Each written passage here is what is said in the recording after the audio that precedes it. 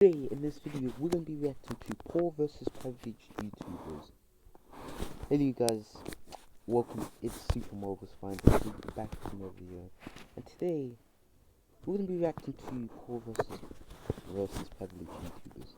Now you guys are probably wondering, I've already reacted to this video, but I'm going to be remaking some of the videos that I made last year. I'm going to be remaking them, making them even better. But yeah, and you guys like to share, subscribe, and smack that button. Smack that button. Don't smack it. Do not smack it too hard. I do not want the phone to break, guys.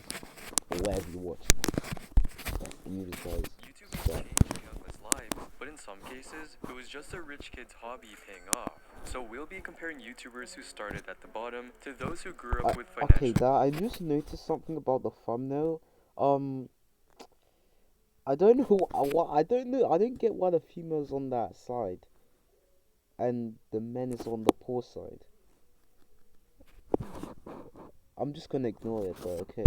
I'm gonna ignore it. Starting with Mr. Beast. With over 390 million subscribers, YouTube's golden boy has accumulated an estimated net worth of $1 billion. But did he come from a rich family who supported his ideas? Well, the answer may surprise you. Mr. Beast was born in Wichita, Kansas, and grew up in Greenville, North Carolina, where his parents often changed homes. His mother served in the military for 21 years and worked long hours, often requiring help with raising him and his siblings. Then he went to a private evangelical school and graduated in 2016. He briefly enrolled in East Carolina University, but dropped out to pursue YouTube full-time soon after. At the time I'm recording this video, I have 8,000 subscribers and 1.8 million views.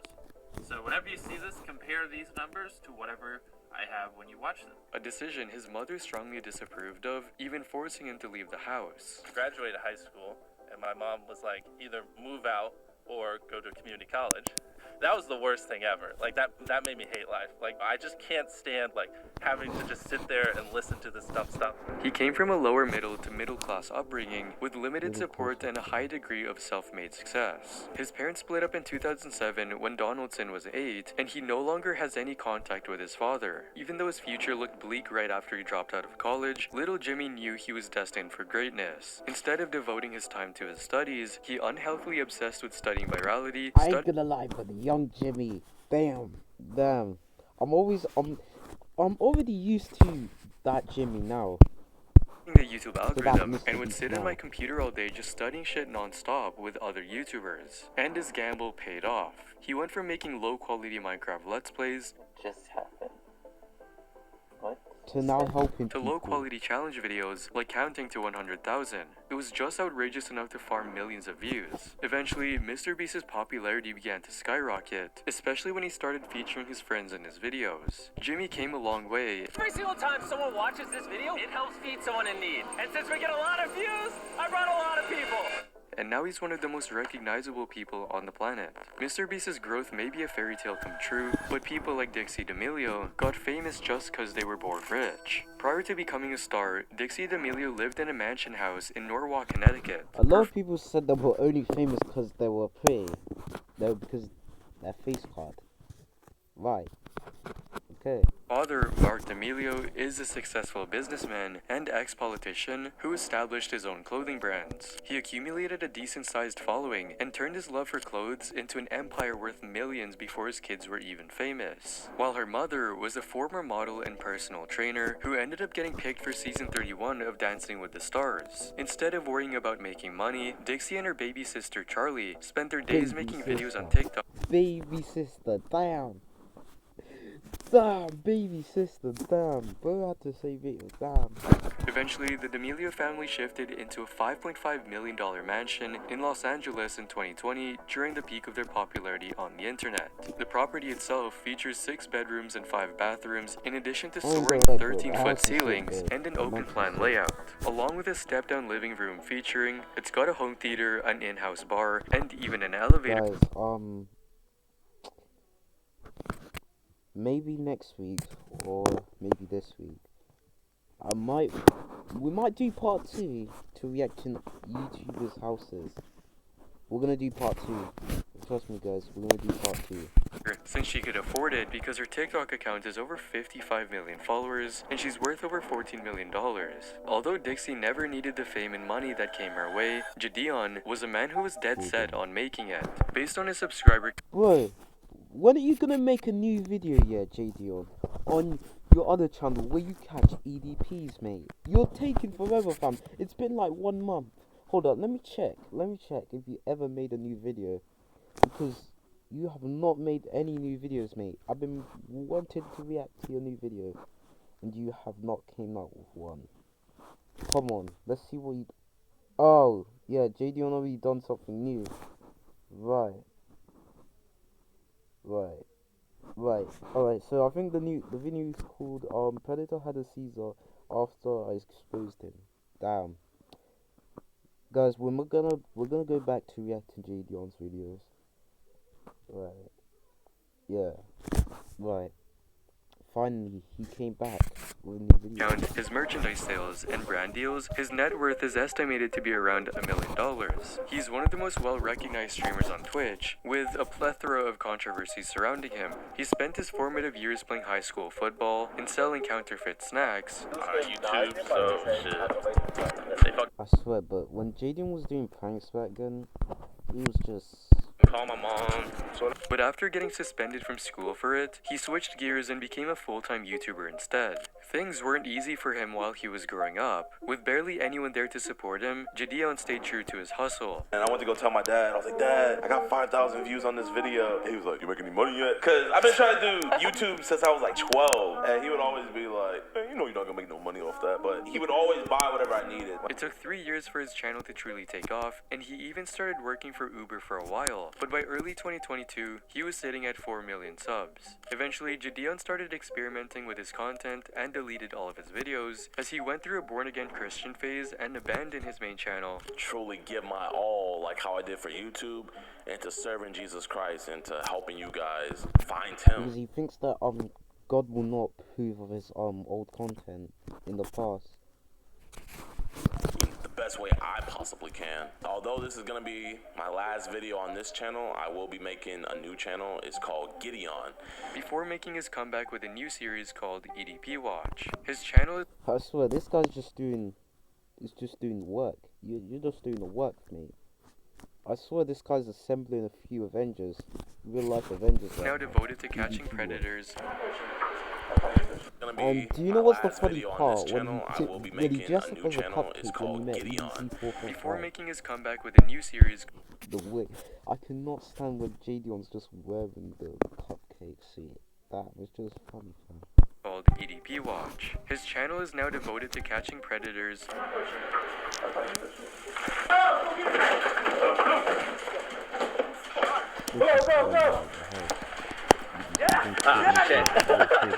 And making friends with prominent KKK members, and continues to improve in order to amass a fortune for himself.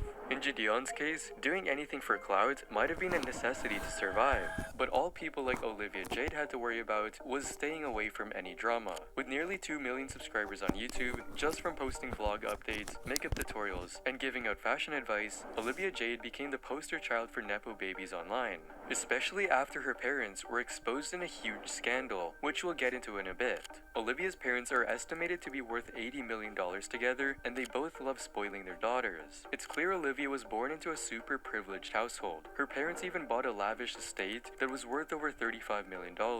This 6-bedroom, 9-bathroom, 12,000 square foot mansion has a huge double-gated driveway, 2 5-car garage spaces, and several wings.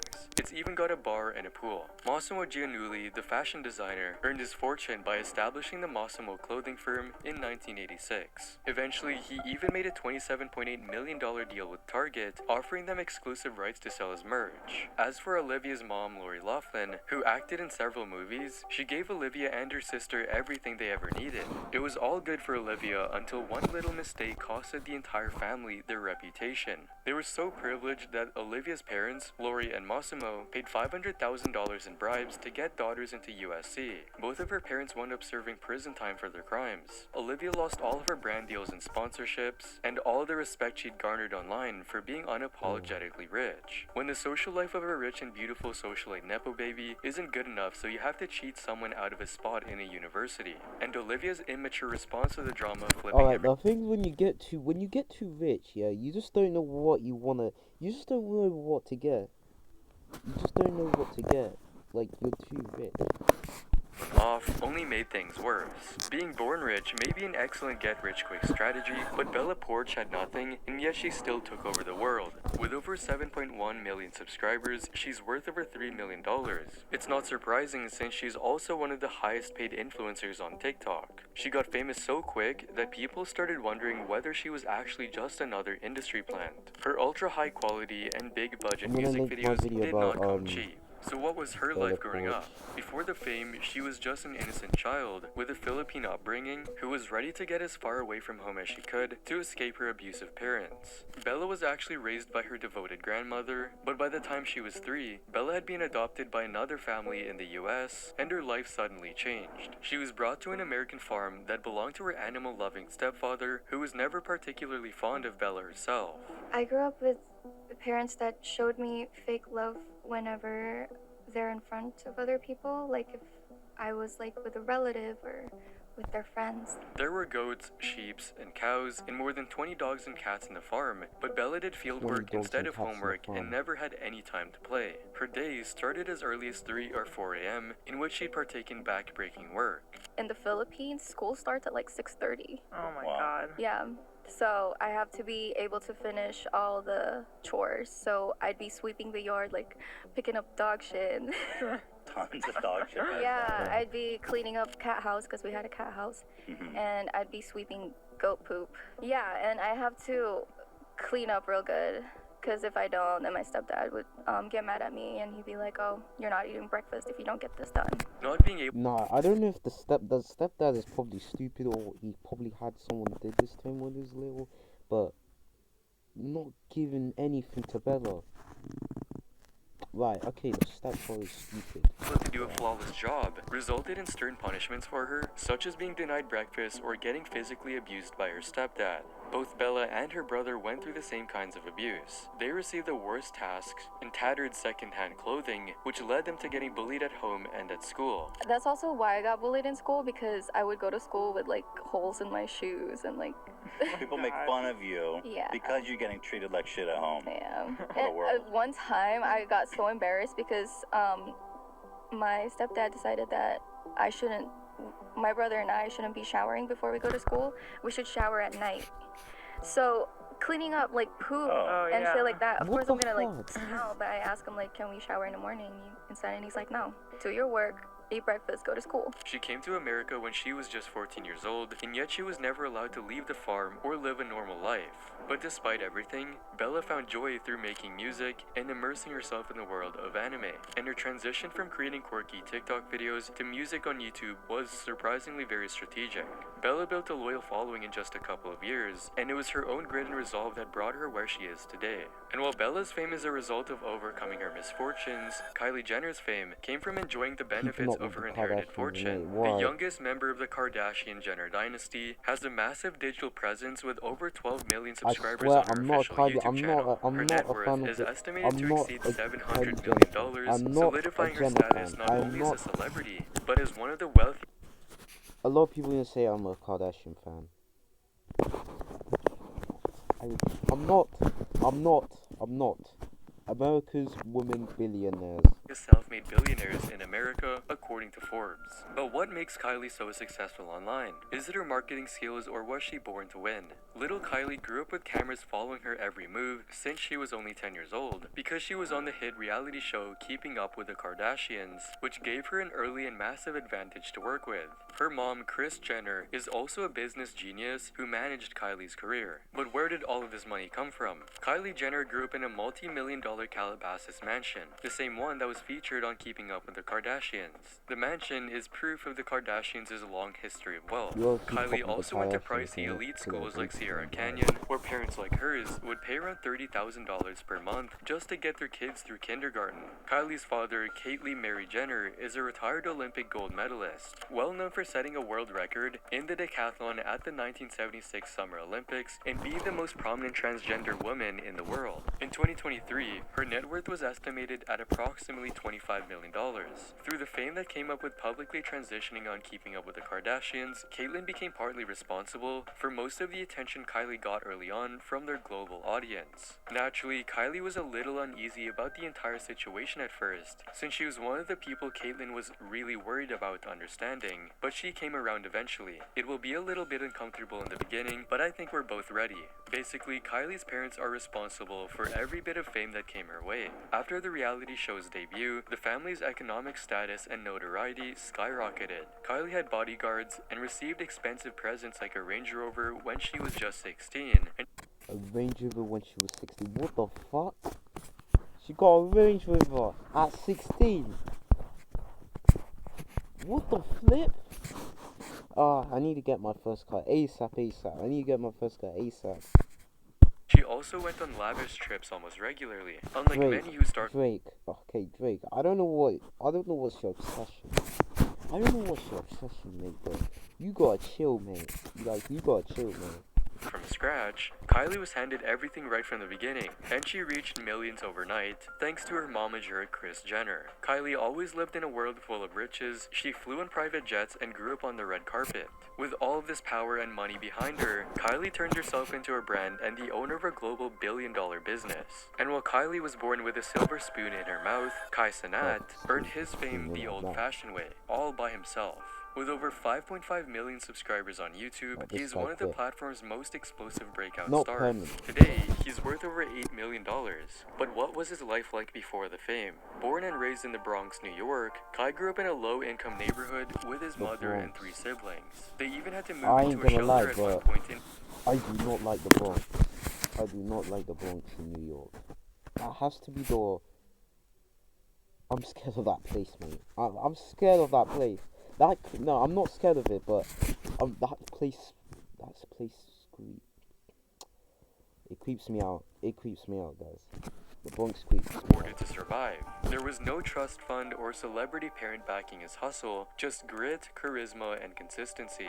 He attended Frederick Douglass Academy, a school that catered to low-income families, and then he briefly went to Morrisville State College before dropping out to pursue content creation full-time. In 2023, he won Streamer of the Year at the Streamy Awards and broke records by hitting over 300,000 Twitch subscribers in a single month, an achievement no one had reached before. From being a kid in the Bronx, the most viewed streamer, Kai Cenat's journey isn't a product of privilege. He's proved that with creativity and hustle, you can rewrite your own story. James Charles also tried to achieve what Kai did, but his journey was made better by his loving family. Before he became a beauty icon with millions of followers, James was just a kid who enjoyed doing his own makeovers, and he grew up to be a happy, funny kid. He was always sensitive, according to his parents, and nobody thought that child would wind up building a successful platform for himself online.